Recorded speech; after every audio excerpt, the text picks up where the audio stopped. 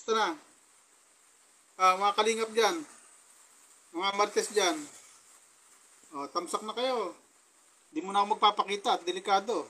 Kutsa may mga delikado palang kalaban yung si Pastor. Ang lakas palang impluensya niyan. Pero mo, ang bilis dumating na supwena sa akin. 15 counts. Oo, dumating na. Kukonsulta ko muna sa bukas. Baka may abogado bukas. Punta ako sa munisipyo. Sa munisipyo namin. Lakas pala ng impluensya niya, Ni Pastor sa diet. Anak ng weteng. Kaya pala nung una hindi siya makadimanda kasi mahina pa impluensya. Ngayon malakas na impluensya niya. Dikit sa politiko ngayon yun eh. Puta, certain la Sir Joel. Sir Joel tuloy. Certain la Joel Salcedo Kaya pala si Marlene Chang iyak eh.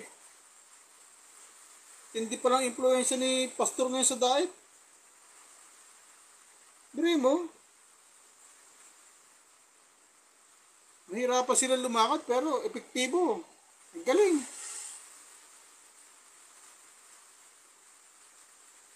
Nasampulan ako, ang galing Lanjo. Ganun pala kalasot. Kaya pala dumikit sa politiko yan para pag nagdemanda sila, epektibo agad. Ako tuloy nasampulan. Kaletse-letse tuloy tayo. Ay, Reynas Community, ingat kayo. Ang lakas na impluensya ngayon ni Pastor sa diet. Iba pala pagka nakadikit sa politiko. Mabuti ito, ganito, nakatago muna. Hanggat di ako nakakakuha ng bugado, pambira. Kaletse-letse na tayo. Reynas Community, ingat na kayo. Tago-tago na kayo. Huwag nyo na ilalantad mukha nyo. Ako, tatago ko na rin mukha ko. Lakas palang influensya ni Pastor sa diet ngayon Bro mo, Lunes lang pala na isang pa. Webis pa lang, meron na.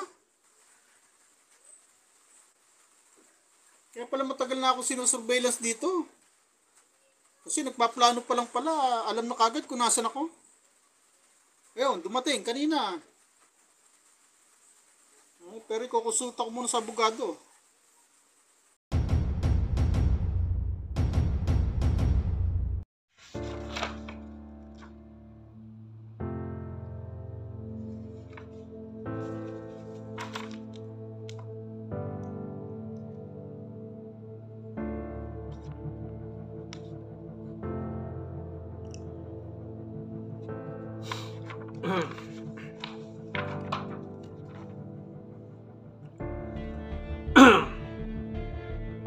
Hello. Federico. Nakapag-isip-isip ka na ba? Nabasa ko nga yung pinadala mong request sa akin na humihingi ka nga ng tulong at gusto mong kunin ng serbisyo ko. Tamang-tama, galing ko lang sa Amerika. Ang masasabi ko lang, hindi ka nagkamali ng pagkuha sa akin. Graduate tayo ng Harvard University. At syempre, nag-masteral din tayo sa UP at sa international law. Kaya itong cyber libel, chicken lang to. Chicken lang. Mas chicken pa sa Chicken Joy ng Jollibee sa akin to. Wala. Kahit tulog ako, kaya kong ipanalo ang kaso mo. Kahit may trangkaso ka pa. Hindi pa man na isasampa yung kaso sa'yo, alam ko na. Alam ko na kung anong kakahinat na nito. Malakas ang laban mo rito. Magsampa ka. Sampa mo na rin yung mga labahin mo, yung mga nilaban mo na damit. Isampa mo. Sige, mag-usap na lang tayo. Magpapadala ako ng email, tapos basahin mo at kung okay sa'yo yung kondisyon, di umpisa na natin. Okay, deal ba? Total, sabi mo nga, dumating na yung subpoena mo. So, kayang-kaya natin yan. Walang kwenta. Hindi man lang ako pagpapawisan dito sa kaso na to. Hindi kagaya mo. Alam kong pinagpapawisan ka na. Pero chill ka lang, boy. Chill. Ako bahala. Sige, bye.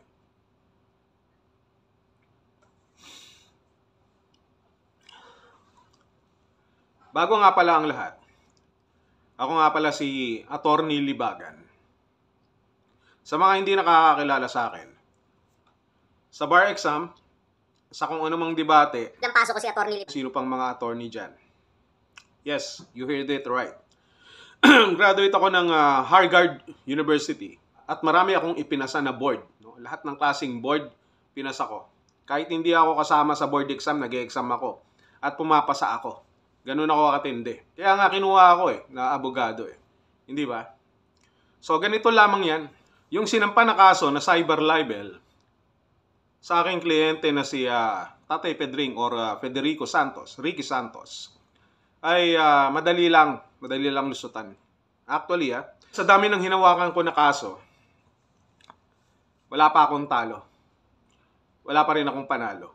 Baka ngayon pa lang kung sakasakali. Kung ito ang pinangangambahan ni Tatay Pedring, hindi dapat siya mangamba. Cyber libel, wala yan. Ang mas mahirap, wala kayong label ng jowa mo. Mas mahirap pa yun.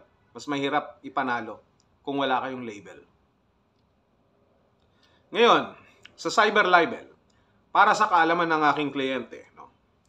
Sa pagkakaalam ko, at may nakapagtimbre sa akin, 3 ang nag-file sa kanya ng kaso kay Federico, si Kuya Bal, Beyonce, at si Tatay Beran. At pagkakaalam natin ay tigta-3 sila. So kung nagkataon, parang 9 counts na lumalabas. So kahit na ano pang counts yan, no, count 1 to 10 or what, hindi big deal sa akin at alam kong ipapanalo ko yung kaso na yan. So, chicken. Kaya hindi nag-aalala to si Tatay Pedring Alam na alam niya agad Kahit na isugal niya yung buong buhay niya. Total, mahilig naman yata siya magsugal. Sinugal niya na rin yung kapalaran niya sa akin. Kaya nga, suma total, kung di tayo magkakamali, kung hindi siyam na kaso yan, siyam na counts, 8 counts, no? Ang pinakamabigat dyan na yung kaso kay Beyonce, yung 7610, no? So, kung magkakataon, kung magkakaganon, found guilty yung kliyente ko, no? Kung sakasakali lang. So, kung usad ang kaso na ito at kailangan naming magpiyansa, itong 7610 ay nagkakahalaga ng piyansa ng mahigit siguro 100,000. At doon sa iba naman, mga kaya-kaya naman, dahil mga 20 mil, ganyan. So, si Federico, sa tingin ko rito, kukuha na lang kami ng budget sa mga sponsor. O, pwede silang mag-ambag-ambag para sa pampiyansa. O kung sasamain naman at matalo sa kaso at maging guilty, saka na namin pag-uusapan yung presyo. Kasi medyo malayo naman, malabo yung porsyento na matalo ko. Maliban na lang kung ipapatalo ko yung kaso. No? So kung ma-found guilty yan, siguro maaabot ng mga 6 years yan. Kada count 6 years to 8 years. So kung 8 years yan, ibig sabihin multiply by the counts, no? Doon sa kaso na sinampa sa kanya.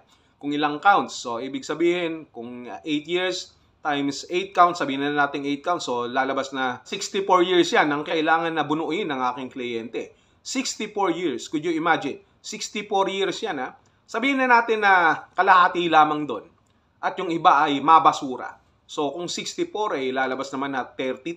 32 years na lang nang bubunuin ng aking kliyente. At kung hindi naman, sabihin na natin na mabasura uli, no, yung ilang isinampa sa kanya. So lalabas na kung 32, bawasan pa natin uli ng kalahati. Ito ay magiging 16 na lamang. 16 na lamang, 16 years. At depende sa kung ano ang desisyon ng judge na baka kailangan pa ng cash o kung ano man, o kung Gcash yan, bahala yung aking kliyente dyan, si Federico. Marami namang sasalo sa kanya, mag-aambag-ambag, sila Reyna, sila Rowene, no? Yung mga ibang sponsor. So okay lang yun. Wala namang magiging problema doon, wala. Kayang-kaya naming bayaran yon at hindi kami manginginig sa mga ganyan. Kaya huwag kayo agad magdiwang. May laban pa kami nila Federico. Yun nga lang, sa ngayon, pinaliwanag ko na sa kanya noong nakaraan kung anong mga mangyayari, no? At sabi ko, pansamantala, maniguro muna tayo. Total, hindi ka pa nakakapag-down sa akin. Wala pa akong lawyer's acceptance fee. Hindi ko pa ina-accept. Kasi nga, wala ka pang pera ngayon. Hindi ka pa nakakapag-solicit. Hindi ka pa sumasahod sa YouTube. Hindi ka pa nakakapaningil ng mga natapos mong panahi. Kaya ngayon, tahiin mo muna yung bibig mo at huwag ka muna magsalita. Ako muna magsasalita, ha? Kasi inopera na nga kita para mabayaran mo ako. Sabi ko, mag-down ka sa akin, no? Kahit sa Gcash. Pwede naman yon, hulugan. No? Kahit na 4 gives, pwede mong hulugan sa akin yan. Okay lang yon. Yung aking acceptance fee at attorney's fee. At walang katalo-talo to. Maliban na lang kung ipapatalo ko talaga. No? Wala pa akong talo, no, na kaso. Kaya wala rin pala akong panalo kasi Wala lang, wala pa akong pinapanalo kasi nga hindi matuloy-tuloy. Mahihina yung mga kalabang ko kaya ayaw ko silang labanan. Gusto ko talaga yung matitindi, kagaya nitong Kalingap. Kaya dito kay Federico, sabi ko sa kanya, kung sakasakali man, sabihin na natin na matalo kami o magpatalo ko, sagot ko na rin, yun, pati sabon, Vaseline, o kung ano man dyan yung gamot sa Almoranas, sasagutin ko yan pagdating sa Oblo. Huwag ka mag-alala kung sinasabi mo sila Kuya Bal, may backer na mayor, may backer na mga politiko, kaya natanggap mo agad ang iyong subpoena. Wala yan. Pagdating doon sa loob, marami din doon politiko. May mayor doon, mayor sa loob, mayor sa selda. Lahat yun, makakasama mo. Hindi lang yan. Huwag kang malungkot kung hindi ka na makakapag-live. Kung hindi mo makikita o makakasama ang iyong mga tropa kits, sapagkat hindi ka na makakapagbanggit ng mga tropa kits, kung hindi ang babanggitin mo dun sa loob ay mga kakosa na. Kaya Federico, sagot kita. Ako bahala sa'yo. Hindi ka nagkamali ng pagkuha sa serbisyo ni Attorney Libagan. Kaya mag-isip-isip din yung mga kasama mo dyan. Baka kailangan nila ang serbisyo ko. Pagsabay-sabayin ko na kayo. Rowe Name at si Reynes Community. Kahit si Joel Salcedo o si Brother Jose o si Patatas Boy. Kaya ko kayong pagsabay-sabayin at ipanalo ang inyong mga kaso. PM is the key. Yun lang.